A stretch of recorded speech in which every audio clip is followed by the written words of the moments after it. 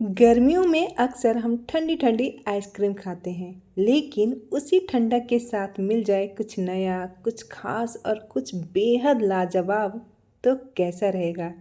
तो आज मैं लेकर आई हूँ स्ट्रॉबेरीज रसमलाई, जो आइसक्रीम से भी ज़्यादा क्रीमी, ज़्यादा रिच और स्वाद में बिल्कुल कमाल है। नरम नरम रसमलाई और ऊपर से ये स्ट्रॉबेरीज का फ्रेश फ्लेवर। एक बार बनाकर खाइएगा, यकीन मानिए आप इसको बार बार रिपीट पे बनाने वाले हैं। पूरी गर्मियाँ जब तक स्ट्रॉबेरीज मिलेगी तब तक आप इसको बनाना पसंद करोगे। और सबसे अच्छी बात यह है कि इस रसमलाई को बनाने में टूटने फटने का बिल्कुल भी डर नहीं है। अक्सर हम छेना से जब रसमलाई बनाते हैं ना, तो वो दूध में बिखर जाती है। तो इसको हम बिना छेना के बनाने वाले हैं सीक्रेट इंग्रेडिएंट के साथ। तो इस सुपर डिलीशियस रसमलाई की शुरुआत करते हैं। और हाँ, पसंद आए तो लाइक एंड सब्सक्राइब भी कर लीजिएगा और बेल आइकन को भी प्रेस कर लीजिएगा ताकि आने वाली नोटिफिकेशन आपको मिलती रहे। तो चलिए, सबसे पहले मैंने यहाँ पे लिया है 2 पैकेट स्ट्रॉबेरीज़ को। और स्ट्रॉबेरीज़ को साफ़ करना बहुत ज़रूरी है, इस पर बहुत सारे केमिकल वगैरह होते हैं। तो स्ट्रॉबेरीज़ को साफ़ करने के लिए मैंने यहाँ पे एक बाउल में पानी लिया है, स्ट्रॉबेरीज़ को डाल दिया है, उसमें आधा चम्मच सोडा, जो बेकिंग सोडा होता है खाने वाला, और उसमें विनेगर डाल दिया है 1 चम्मच, और इसको 10 मिनट के लिए छोड़ दिया था। जब स्ट्रॉबेरीज अच्छे से साफ़ हो गई थी, उसके बाद से चॉपिंग बोर्ड पे रख करके छोटे छोटे पीसेज में इस तरीके से मैंने सारी स्ट्रॉबेरीज़ को कट कर लिया है। तो देखिए, स्ट्रॉबेरीज भी हमारी कट गई है। तो अब लेंगे कोई भी मिक्सर का जार, और इस जार में हम सारे स्ट्रॉबेरीज़ को ट्रांसफ़र कर देंगे। और इस स्ट्रॉबेरीज़ को और भी अच्छा कलर देने के लिए मैं छोटा सा टुकड़ा इसमें चुकंदर का यूज़ कर रही हूँ। आप फूड कलर का भी यूज़ कर सकते हो और इसको स्किप भी कर सकते हो। और अब इन दोनों चीज़ों को मैंने अच्छे से प्यूरी कर लिया है। और हाँ, इसमें कोई भी पानी वगैरह नहीं डाला है। जो स्ट्रॉबेरीज़ में अपना पानी होता है उसी से ये अच्छे से पिस जाता है। पीसने के बाद इसको आप इस तरीके से किसी भी छन्नी की मदद से इस तरीके से छान लीजिएगा और स्मूथ सा प्यूरी बन के रेडी हो जाएगा। और इसको साइड में कर देंगे। और अब मैंने यहाँ पे दूसरे बर्तन में लिया है आधी कटोरी से थोड़ी सी ज़्यादा ये चीनी है। आप चीनी को थोड़ी सी कम भी कर सकते हो। और इसमें डाल देंगे 1/4 भाग पानी। जितना चीनी लिया है उसका 1/4 भाग पानी लिया है। और अब इसमें डाल देंगे 4 चम्मच ये स्ट्रॉबेरीज का प्यूरी। इससे बहुत ही अच्छा सा एक कलर आ जाएगा इस चाशनी में। हम यहाँ पे चीनी की एक चाशनी बना रहे हैं। तो इस तरीके से पहले सारी चीज़ों को मिक्स कर लेंगे और इसको चढ़ा देंगे गैस पर। तो चलिए, इसको गैस पर चढ़ा देते हैं। और गैस पे जैसे ही आप चढ़ाओगे इसमें उबाल आने लगेगी। अच्छे से इसमें उबाल लाना है। और जैसे गुलाब जामुन या रसगुल्ले की चाशनी बनाते हो ना, वैसे ही एक तार की चिपचिपी सी चाशनी बना लेनी है। हल्की चिपचिपी चाशनी चाहिए, बस इसमें खिंचाव नहीं होने चाहिए। देखिए, बस हाथों में चिप चिप सी लगे, जैसे गुलाब जामुन वगैरह की चाशनी बनाते हो। इस तरीके से जब चाशनी तैयार हो जाए तो गैस की फ्लेम को बंद कर देनी है और ढक करके इसको छोड़ देनी है। और फिर से गैस पे रखनी है एक कढ़ाई, और इस कढ़ाई में थोड़ा सा 2 चम्मच जितना पानी डाल देंगे। और अब इसमें डालेंगे 1 लीटर दूध। तो दूध हम इसको डाल करके ना उबाल आने देंगे। तो इससे पहले मैं इसमें डाल दे रही हूँ चीनी। तो यहाँ पे आप मिश्री पाउडर का भी यूज़ कर सकते हो और चीनी का भी यूज़ कर सकते हो। तो मिठास अपनी अकॉर्डिंग कम या ज़्यादा भी कर सकते हो। अब चीनी डालने के बाद दूध में अच्छे से उबाल लाने देंगे। और जब उबाल आ जाएगा तो गैस की फ्लेम को स्लो कर देना है और इसको स्लो फ्लेम पे छोड़ देना है। दूध को हमें रिड्यूस कर लेना है। अब दूध ना आधा हो जाए तब तक हमें इसको इसी तरीके से धीमी आंच पे छोड़ देना है। अब ये 1 लीटर दूध से आधा लीटर जितना बन गया है, यानी दूध की क्वांटिटी आधी रह गई है। तब इसमें डाल देंगे केसर वाला दूध। थोड़ी सी गर्म दूध में केसर को भिगा के रखा था। अब इसको डालने से बहुत ही अच्छा सा कलर आ जाएगा।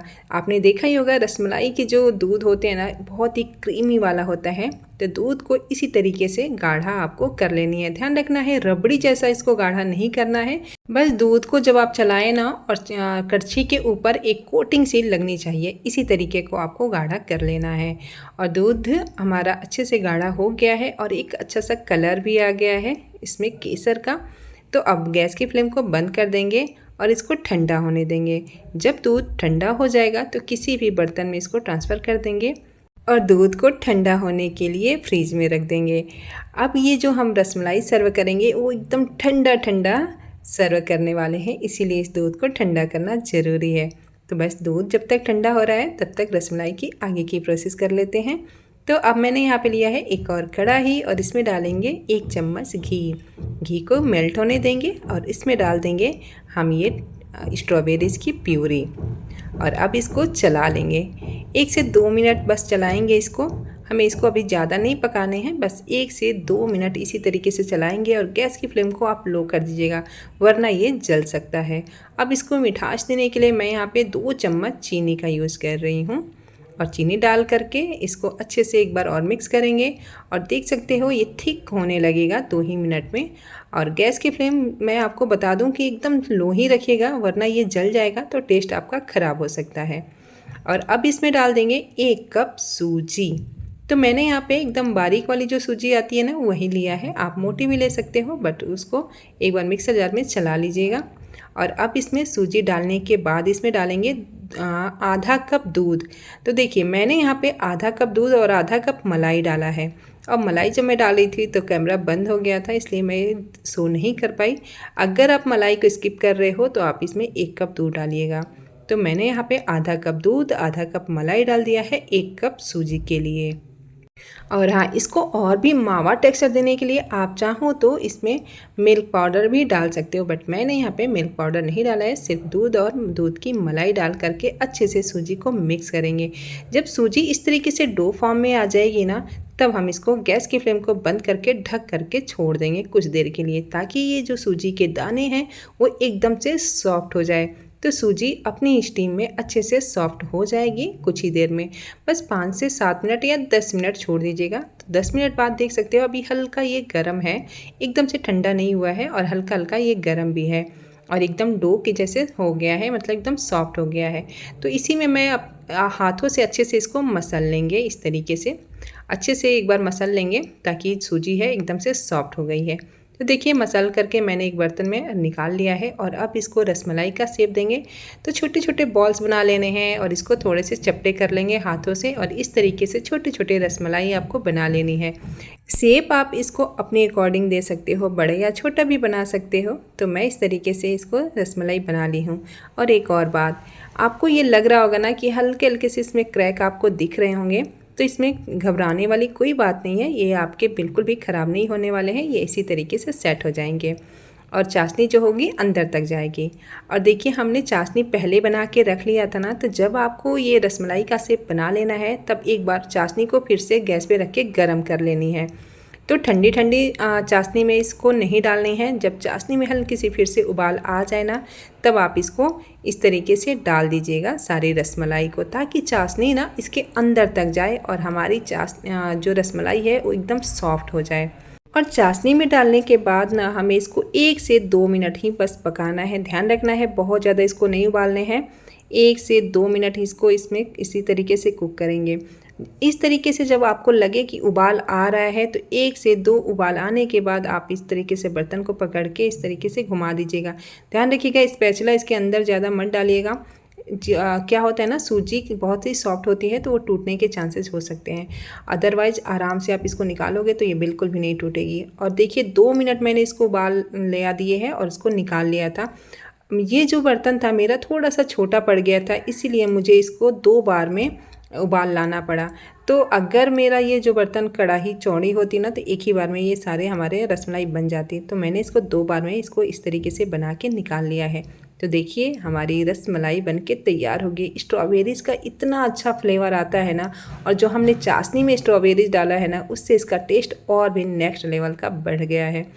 तो देखिए इस तरीके से हमने सारे स्ट्रॉबेरीज रसमलाई को तैयार कर लिया है और ये जो दूध है ये भी हमारा ठंडा हो गया है।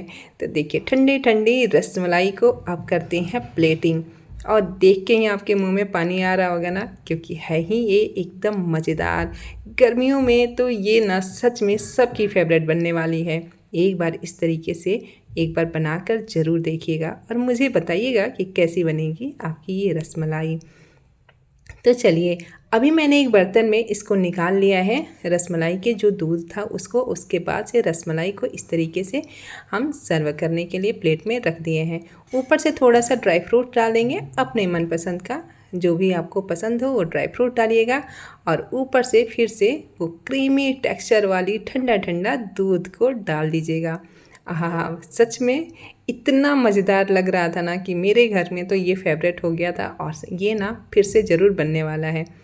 तो आप भी एक बार ज़रूर बनाइएगा। इस तरीके से रसमलाई को ऊपर से दूध से डाल के भिगा देंगे ताकि दूध का जो क्रीमी वाला टेक्सचर है ना वो रसमलाई के अंदर तक चली जाए। और देखिए मैं एक रसमलाई को आपको तोड़ के भी दिखा रही हूँ। कितना सॉफ्ट है, एकदम सॉफ्ट सुपर डिलीशियस रसमलाई हमारी बनके तैयार हो गई है। तो आज की ये यूनिक वाली रसमलाई की रेसिपी पसंद आई है तो लाइक कर दीजिएगा और मेरे चैनल पे ढेर सारे यूनिक रेसिपी और भी इसी तरीके के मिल जाएंगे तो सब्सक्राइब भी कर लीजिएगा। फैमिली फ्रेंड के साथ इस रेसिपी को शेयर भी करिएगा। मैं मिलती हूँ नेक्स्ट वीडियो में एक नई यूनिक रेसिपीज़ के साथ। तब तक के लिए बाय बाय।